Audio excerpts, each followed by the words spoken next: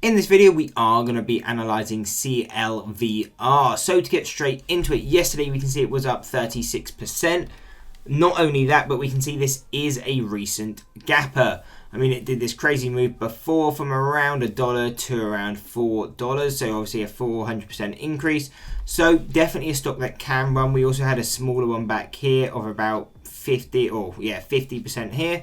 So if this stock continues to run, what are going to be those key support levels? And as of right now, our closest resistance is around $1.10. So if we start continuing to the upside, this would be really that key resistance I would be focusing on.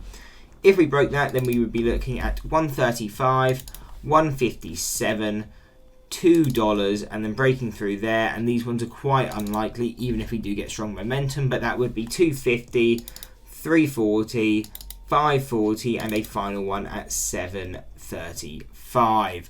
So obviously this is a recent gap, so it has a potential to actually hit these upper gaps, but upper levels, but it doesn't mean we are going to hit them. Just because it's ran before doesn't mean it will run again. So if you are buying this, obviously be looking maybe for a day trade. It's probably not the best stocks to be holding overnight. And obviously be risk managed. These stocks are very volatile. You can lose a lot of money if you're not properly managed. So always be careful when trading these kind of stocks.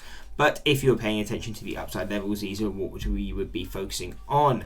Now onto the support side of things, really we can only provide 3 levels because these are the only ones that are within, well, basically not negative.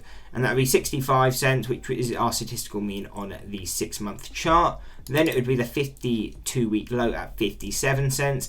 And then the only other statistical level we have is at 20 cents. So if we continue to sell off and we break below that 52-week low, we could be in a bit of a free fall, and in time we could see a move down to $20, which could provide actually quite a good buying opportunity.